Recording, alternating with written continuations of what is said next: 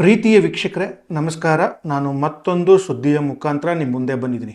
ಇವತ್ತಿನ ಸುದ್ದಿ ಏನಪ್ಪ ಅಂದರೆ 2028ಕ್ಕೆ ಕುಮಾರಸ್ವಾಮಿಯವರು ಮುಖ್ಯಮಂತ್ರಿ ಆಗುವ ಯೋಗ ಇದೆ.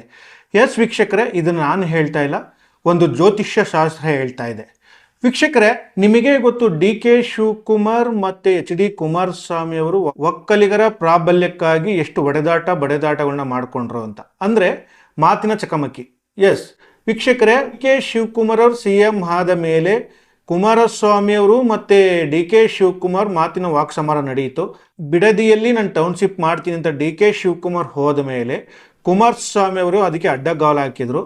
ಅದಾದ ಮೇಲೆ ಅಮಿತ್ ಶಾ ಅವ್ರನ್ನ ಮೀಟ್ ಮಾಡಿ ಡಿ.ಕೆ. ಶಿವಕುಮಾರ್ ವಿರುದ್ಧ ಕೆಲವು ಹಗರಣದ ಫೈಲ್ನ ಅಮಿತ್ ಶಾ ಅವರಿಗೆ ತಲುಪಿಸಿದ್ರು. ಇದಾದ ಮೇಲೆ ಡಿ.ಕೆ. ಶಿವಕುಮಾರ್ ಸಹ ಒಂದು ಪ್ರೆಸ್ ಮೀಟಲ್ಲಿ ಹೇಳ್ಕೊತಾರೆ, ನಿಮ್ಮ ಪ್ರಯತ್ನ, ನಿಮ್ಮ ಹೋರಾಟ, ನಿಮ್ಮ ಶ್ರಮ ಏನು ಬೇರೆ ಬೇರೆ ನಾಯಕರುಗಳು ಯಾರು ಬೆಳಿಬಾರ್ದು ಅಂತ ಹೇಳಿ ನಿಮ್ದು ಏನು ಇದೆಯಲ್ಲ ಎಲ್ಲ ನನಗೆ ಅರಿವು.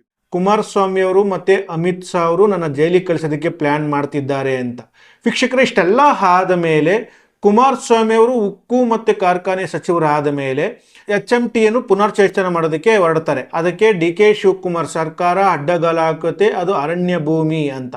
ಅದಕ್ಕೆ ಕುಮಾರಸ್ವಾಮಿ ಅವರು ಒಂದು ಪ್ರೆಸ್ ಮೀಟ್ ಮಾಡಿ ಅದಕ್ಕೆ ಕೌಂಟರ್ನು ಕೊಡ್ತಾರೆ. ಅದಾದ ಮೇಲೆ ಅಲ್ಲಿ ಕಟ್ಟಿರುವ ಅಪಾರ್ಟ್ಮೆಂಟ್ಗಳಾಗ್ಬೋದು, ಬಿಲ್ಡಿಂಗ್ಗಳಾಗ್ಬೋದು, ಯಾರು SM ಕೃಷ್ಣ ಅವರು ಮುಖ್ಯಮಂತ್ರಿ ಆಗಿದ್ದಾಗ ಯಾರು ನಗರಾಭಿವೃದ್ಧಿ ಸಚಿವರಾಗಿದ್ರು ಅವರು ಇದು ಮಾಡಿದಂಥ ಕೆಲಸ ಅಂತೇಳಿ ಡಿ.ಕೆ. ಶಿವಕುಮಾರ್ ವಿರುದ್ಧ ನೇರವಾಗಿ ವಾಗ್ದಾಳಿ ಮಾಡ್ತಾರೆ.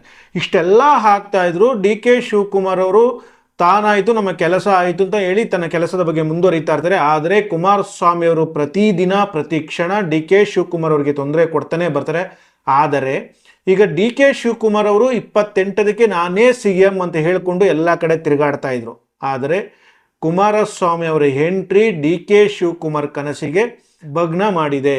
ಎಸ್ ವೀಕ್ಷಕರೇ, ಕುಮಾರಸ್ವಾಮಿ ಅವರು 2 ಸಾರಿ ಮುಖ್ಯಮಂತ್ರಿ ಆಗಿದ್ದಾರೆ. ಅಂದರೆ ಇಂಡಿಪೆಂಡೆಂಟ್ ಆಗದೆ ಹೋದ್ರೂ ಒಂದು ಸಲ ಕಾಂಗ್ರೆಸ್ಸಿನ ಬೆಂಬಲ ತೆಗೆದು ಮುಖ್ಯಮಂತ್ರಿ ಆದರೆ, ಒಂದು ಸಲ BJP ಬೆಂಬಲ ತಗೊಂಡು ಮುಖ್ಯಮಂತ್ರಿ ಆದರು.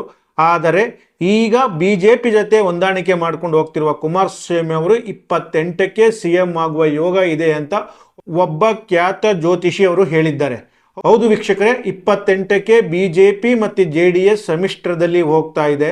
ಅದರಲ್ಲಿ ಏನಾದರೂ ಆಗಲಿ ಗೆಲ್ಲಲೇಬೇಕು ಅಂತ ಕುಮಾರಸ್ವಾಮಿ ಹಾಗೂ BJPಯ ನಾಯಕರು ನಿಂತಿದ್ದಾರೆ. ಇದಕ್ಕೆ ಕಾಂಗ್ರೆಸ್ಸು ಸಹ ಪ್ರತಿರೋಧ ಮಾಡಿಕೊಂಡು ನಾವು ಗೆಲ್ಲಲೇಬೇಕು, ನಾನು CM ಆಗಲೇಬೇಕು ಅಂತ, ನಾನು ಮತ್ತೊಮ್ಮೆ CM ಆಗಲೇಬೇಕು ಅಂತ ಡಿ.ಕೆ. ಶಿವಕುಮಾರ್ ಸಹ ಭಾರಿ ಕಸರತ್ತು ನಡೆಸ್ತಾ ಇದ್ದಾರೆ. ಆದರೆ ಅದೃಷ್ಟ ಅನ್ನೋದೊಂದಿರುತ್ತೆ ಅಂತ ಹೇಳ್ತೀವಿ. ಡಿ.ಕೆ. ಶಿವಕುಮಾರ್ KPCC ಅಧ್ಯಕ್ಷರಾಗಿ ಕರ್ನಾಟಕದಲ್ಲಿ ಕಾಂಗ್ರೆಸ್ನ ಅಧಿಕಾರಕ್ಕೆ ತರ್ತಾರೆ 136 ಸೀಟು. ಆದರೆ 3 ವರ್ಷಗಳ ಕಾಲ ಡಿ.ಕೆ. ಶಿವಕುಮಾರ್ ಅವರಿಗೆ ಅದೃಷ್ಟ ಕೈ ಕೊಡುತ್ತೆ.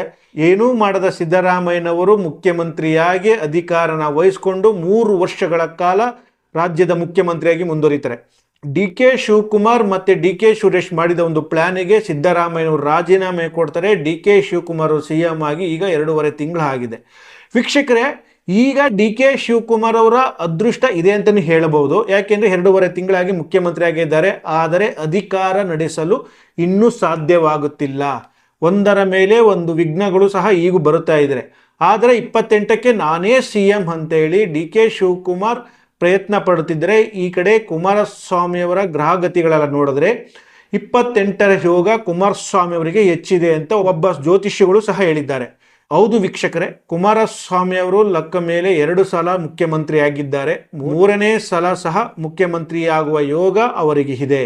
ಯಾಕೆ ಅಂದರೆ ಡಿ.ಕೆ. ಶಿವಕುಮಾರ್ಗಿಂತ ಎಚ್.ಡಿ. ಕುಮಾರಸ್ವಾಮಿ ಅವರು ಮುಖ್ಯಮಂತ್ರಿ ಆದರೆ ರಾಜ್ಯಕ್ಕೆ ಒಳ್ಳೆಯದಾಗುವುದಂತೂ ಖಂಡಿತ. ಯಾಕೆ ಅಂದರೆ 2 ಸಲ ಮುಖ್ಯಮಂತ್ರಿ ಆಗಿದ್ದಾಗ ಜನಪರ ಕಾಳಜಿಗಳನ್ನು ಕುಮಾರಸ್ವಾಮಿ ಅವರು ಘೋಷಣೆ ಮಾಡಿದ್ದಾರೆ. ರೈತರ ಸಾಲ ಮನ್ನಾ ಮಾಡಿದ್ದಾರೆ. ಪ್ರತಿಯೊಂದು ಸರಾಯಿ ನಿಷೇಧ ಮಾಡಿದ್ದಾರೆ, ಲಾಟರಿ ನಿಷೇಧ ಮಾಡಿದ್ದಾರೆ. ಇವನ್ನೆಲ್ಲ ಮಾಡಿದ ಕುಮಾರಸ್ವಾಮಿ ಅವರಿಗೆ ಜನರ ಬೆಂಬಲ ಸಿಗೋದಂತೂ ಗ್ಯಾರಂಟಿ. ಆದರೆ ಡಿ.ಕೆ. ಶಿವಕುಮಾರ್ ಮುಖ್ಯಮಂತ್ರಿಯಾಗಿ 2.5 ತಿಂಗಳಲ್ಲಿ ನಾನಾ ಭ್ರಷ್ಟಾಚಾರಗಳು ನಡೆದೋಗಿದೆ.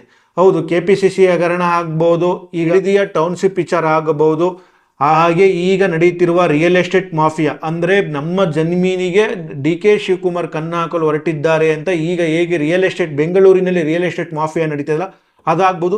ಇದೆಲ್ಲ ಎಲ್ಲೋ ಡಿ.ಕೆ. ಶಿವಕುಮಾರ್ಗೆ ಹಿನ್ನಡೆಯಾಗುವ ಸಾಧ್ಯತೆಗಳು ಹೆಚ್ಚು ಅಂತಲೇ ಹೇಳ್ಬೋದು. ವೀಕ್ಷಕರೇ, ಡಿ ಕೆ ಶಿವಕುಮಾರ್ಗಿಂತ ಕುಮಾರಸ್ವಾಮಿ ಬೆಟರು ಅಂತ ಕರ್ನಾಟಕದ ಜನ ಮಾತಾಡ್ಕೋತಾ ಇದ್ದಾರೆ. ಡಿ ಕೆ ಶಿವಕುಮಾರ್ ಮತ್ತು ಕುಮಾರಸ್ವಾಮಿ ಅವರು ಇಬ್ಬರಲ್ಲಿ ಯಾರು ಮುಖ್ಯಮಂತ್ರಿ ಆಗಬೇಕು ಮತ್ತು ಇಬ್ಬರಲ್ಲಿ ಯಾರಿಗೆ ಅದೃಷ್ಟ ಜಾಸ್ತಿ ಇದೆ ಅನ್ನೋದನ್ನು ಕಾಮೆಂಟ್ ಮುಖಾಂತರ ದಯವಿಟ್ಟು ತಿಳಿಸಿ. ಪ್ರಿಯ ವೀಕ್ಷಕರೇ, ಸಿನಿಮಾ, ರಾಜಕೀಯ, ವಿಚಾರ, ವಿಮರ್ಶೆ, ಸಂದರ್ಶನ ಹಲವಾರು ವಿಷಯಗಳಿಗಾಗಿ ನಮ್ಮ ಆದಿಪುರುಷ ಸ್ಟುಡಿಯೋಸ್ ಚಾನೆಲ್ಗೆ ಸಬ್ಸ್ಕ್ರೈಬ್ ಮಾಡಿ. ಲೈಕ್, ಶೇರ್, ಕಮೆಂಟ್ ಮಾಡುವುದರ ಮೂಲಕ ನಿಮ್ಮ ಬೆಂಬಲ ವ್ಯಕ್ತಪಡಿಸಿ. ಮತ್ತೆ ಸಿಗೋಣ.